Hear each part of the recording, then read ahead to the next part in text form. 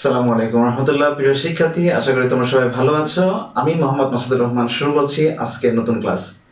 আজকের ক্লাসে যা আলোচনা করব তোমরা অলরেডি সেটা স্ক্রিনে দেখে বুঝতে পারছো যে আজকের বিষয়টা হচ্ছে সেন্টেন্স।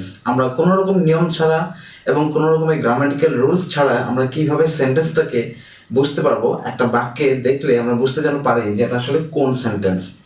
সেন্টেন্সে কয়েকটি বৈশিষ্ট্য আছে। এই বৈশিষ্ট্য দিয়ে খেয়াল করলে আমরা অলরেডি বাক্যগুলোকে চিনতে পারবো। নর্মালি আমরা যখন কোনো বাক্যে শেষে এরকম প্রশ্নবোধক চিহ্ন দেখতে পেলে অবশ্যই আমরা সেটাকে ইন্টারোগেটিভ সেন্টেন্স বলবো। এছাড়াও ইম্পারেটিভ সেন্টেন্সটা চিনব কি করে? নর্মালি ইম্পারেটিভ সেন্টেন্সটা হচ্ছে বিভিন্ন ধরনের আদেশ, নিষেধ, অনুরোধ ইত্যাদি বোঝায়। তাহলে সে ধরনের ইম্পারেটিভ সেন্টেন্সগুলোর মধ্যে আমরা এক ধরনের ওয়ার্ডার বা ভার্ব পাবো।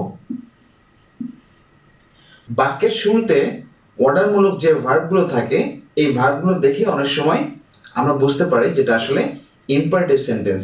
নর্মালি সাধারণ বাক্যের শুরুতে হয়তো সাবজেক্ট বা অন্য কোনো পার্টস অফ স্পিচ থাকবে, কিন্তু ইম্পারেটিভ বাক্যে নর্মালি আমরা দেখতে পাবো বাক্যের শুরুতে অনেক সময় ভার্বটা দেখতে পাওয়া যায়। এছাড়া ইম্পারেটিভ বাক্যে আরও একটা জিনিস পাওয়া যায়, সেটা হচ্ছে কি লেট। লেট শব্দ থাকলে বাক্যের শুরুতে আমরা ধরে নেব যে এটা ইম্পারেটিভ সেন্টেন্স। এরপরে আমি চলে যাচ্ছি অপটেটিভ সেন্টেন্সে। অপটেটিভ সেন্টেন্স সাধারণত কোনো ব্যক্তির বা কোনো সাবজেক্টের সম্পর্কে দোয়া অথবা আশীর্বাদ অথবা কারো মঙ্গল কামনা করা বোঝায়। নর্মালি আমরা সেক্ষেত্রে মে অথবা লং ইত্যাদি লেখা দেখতে পাবো। এছাড়াও আই উইশ অথবা ইফ আই ওয়্যার ইত্যাদি লেখা দেখেও আমরা বুঝতে পারবো যে আসলে এটি অপটেটিভ সেন্টেন্স। এরপর আসছে এক্সক্লেমেটরি সেন্টেন্স। এক্সক্লেমেটরি সেন্টেন্সটা নর্মালি আমরা এক্সক্লেমেটরি সাইন দেখলে পারেই বাক্যের ভিতরে এক্সক্লেমেটরি সাইন দেখলেই আমরা বুঝতে পারবো যে এটা আসলে এক্সক্লেমেটরি সেন্টেন্স। নর্মালি হাউ এবং হোয়াট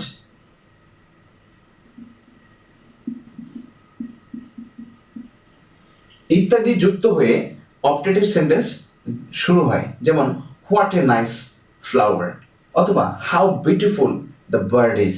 সো এই টাইপের সেন্টেন্সগুলো দেখলেই আমরা বুঝতে পারবো যে আসলে এটা একটি এক্সক্লেমেটরি সেন্টেন্স।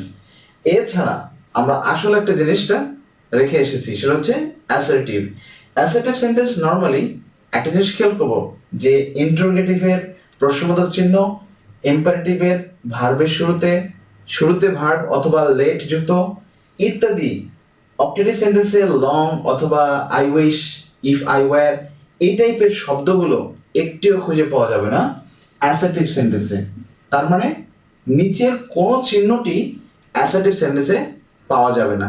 তাহলে আমরা বুঝতে পারবো যে আসলে কোনটি অ্যাসার্টিভ, কোনটি ইন্টারোগেটিভ এবং কোনটি ইম্পারেটিভ। তো বন্ধুরা, সহজেই তোমরা আজকে জেনে গেলে যে কিভাবে কোনো রকম নিয়ম এবং গ্রামারের নিয়ম ছাড়া তুমি সহজেই সেন্টেন্সটা চিনতে পারো।